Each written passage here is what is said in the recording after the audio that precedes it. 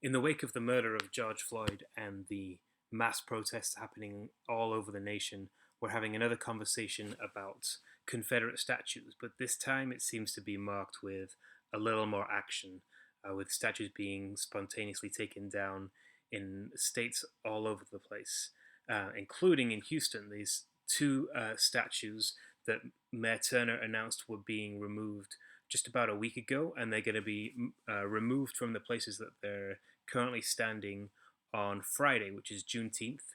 It's the holiday that marks the um, reading of the Emancipation Proclamation in Galveston, which announced to enslaved people in Texas that they had been made free.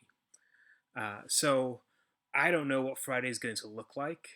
Um, I've got in touch with the mayor's office. They're not planning on any ceremony to mark it being taken down.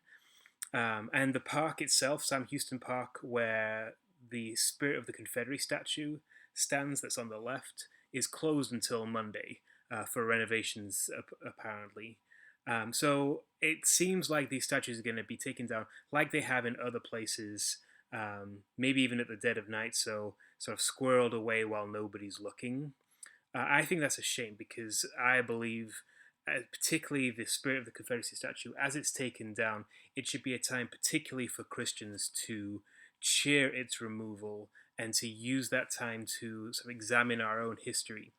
So that's what I want to do here. I want to kind of make the case that as Christians, particularly Christians of my tradition, so that's the Charismatic tradition, we should be behind this statue being removed and looking forward to a future without it in our city.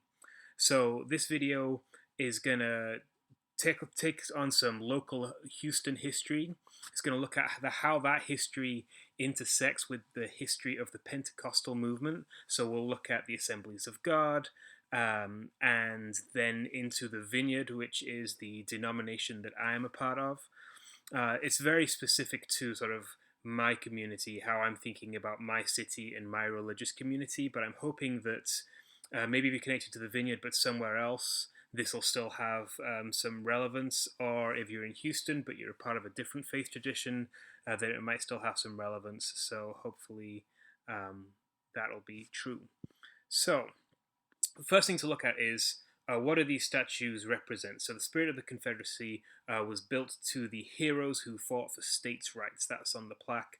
At this point, I think we're all aware that when they say states' rights, they mean states' rights to own slaves.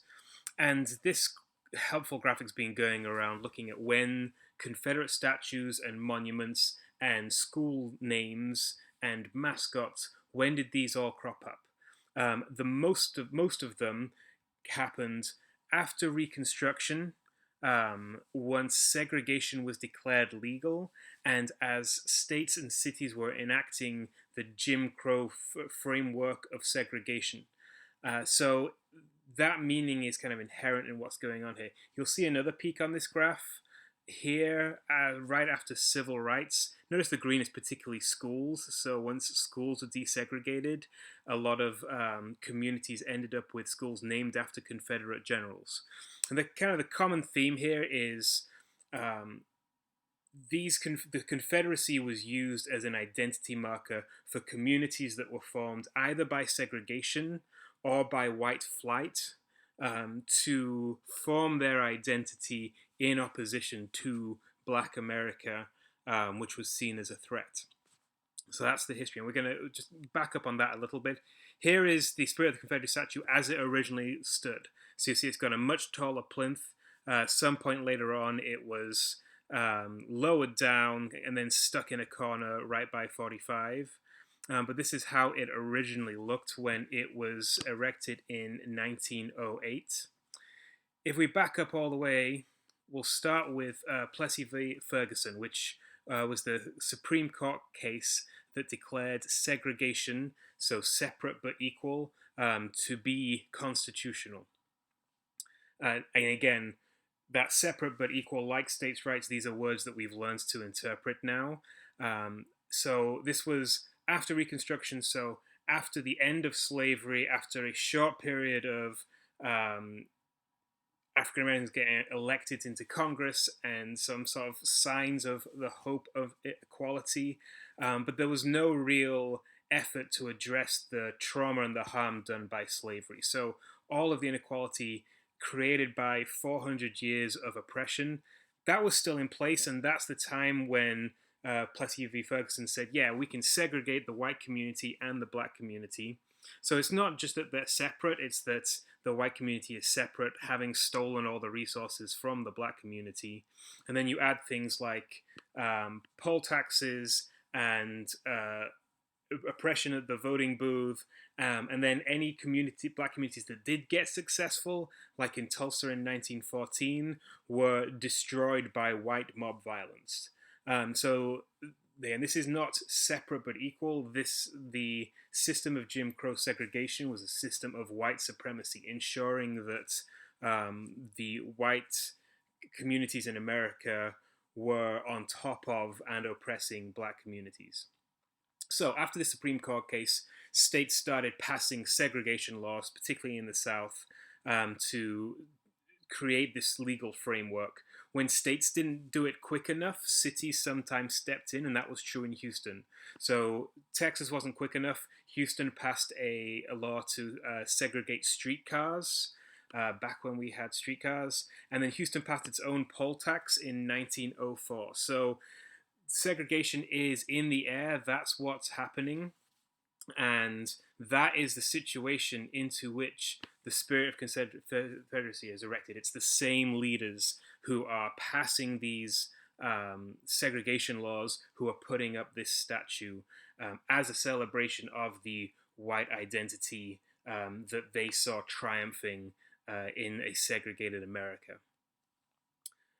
So, to this Houston, which is raising up a system of white supremacist segregation, comes William J. Seymour. And he is a black preacher of the holiness tradition, and he comes to Houston hungry to preach, hungry to enact his gifting in communities here, and hungry to learn more about the Holy Spirit. So he's got this hunger and this vision of things that are going to happen.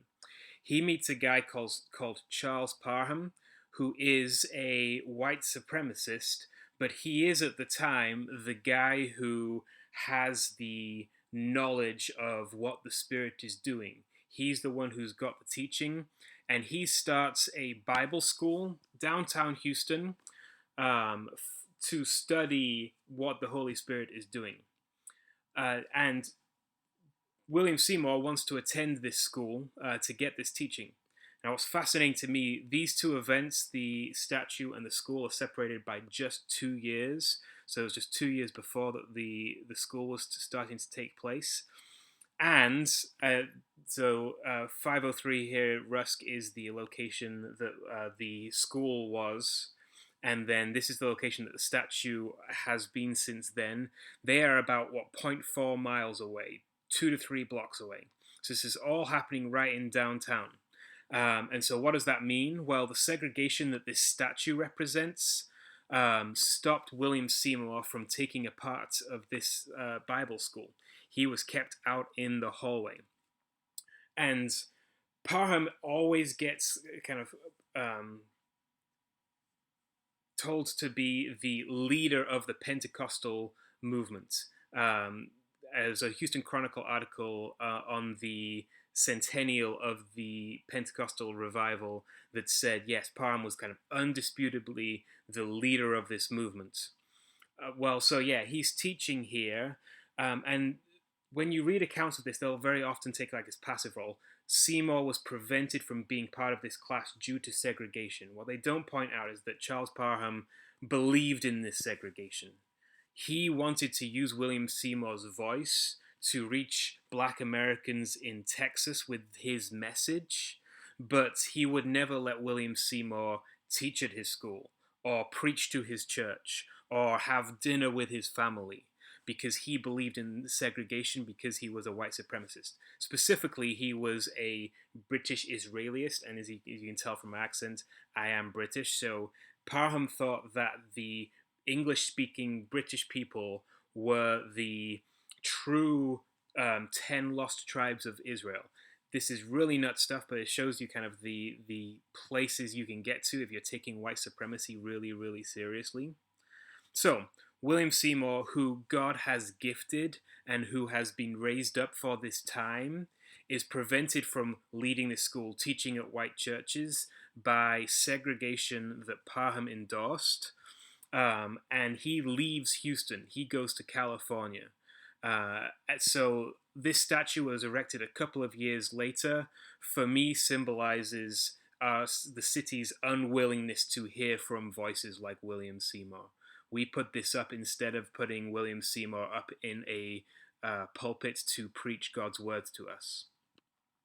So William Seymour heads to Azusa Street in California and kicks off the Azusa Street revival. So it's marked by some of the same teachings as Parham. So speaking in tongues being evidence of the presence of the Holy Spirit, but it does things that Parham is just absolutely furious about. Kind of one of the most famous statements about this revival was that the color line was washed away in the blood. This was started by a black preacher, but this reached every race in California. There were white Americans, there were black Americans, and there was. It's not just that segregation broke down a little bit in a nice, polite way. The Spirit was doing things that were really crazy. That if you, I know I've got a lot of friends in mainline traditions, you would think this was nuts. But it was also involving people from different races laying hands on each other, being slain in the Spirit, hugging each other, dancing together in ways that just really intentionally poked at the spirit of segregation that was in California and was also in Houston. Charles Parham, the guy from the Bible school, goes to the revival, and he has this wonderful quote. Men and women, whites and blacks, knelt together or fell across one another in freak imitation of Pentecost. Horrible, awful shame. And you can see from the ellipses, I've cut a bit out there because the language is not things that I can speak. And he was particularly talking about, nice, genteel white women fraternizing with black men in a way that really triggered racial fears, obviously in Charles Parham, but he was spreading that message to try and trigger those racist fears in other people as well. So, what's going on here? Charles Parham is the guy who apparently has the right teaching. He's got the knowledge from the Bible on what the Spirit is going to do. But when he sees the revival that the Spirit actually enacts, he can't stand it because of his white supremacy and his belief in segregation. And I think one of the things for me is, we privilege the voices that have the right teaching, that teach the schools, and what we don't recognize is what the Spirit wants to do in our communities. The Spirit does not want just us to have the right understanding, and the Spirit does not want us to just have His power and His giftings to use as individuals. The Spirit wants us to form us into the body that He has for us. In Ephesians 4, it says, "There is one body and one Spirit." Charles Parham did not believe that there was one body, even if he believed there was one Spirit. He believed the body should be like lacerated and split from itself. And that belief led him to miss the work of God. When the Holy Spirit came upon Cornelius in the book of Acts, so Acts 10, starting at verse 44, Peter goes to preach to him, but the Holy Spirit falls, and Cornelius and his family of Gentile believers start speaking in tongues. And this is not just, hey, these guys are speaking in tongues, this is great. The Spirit is telling Peter that the work is expanding, new people are coming into this movement, and the work of God is not just going to stay with the Jewish people, it's going to go beyond that. So the formation of community is central to the Spirit's activity, and so the revival here is not just a new gifting of the Spirit, it's the new formation of a community.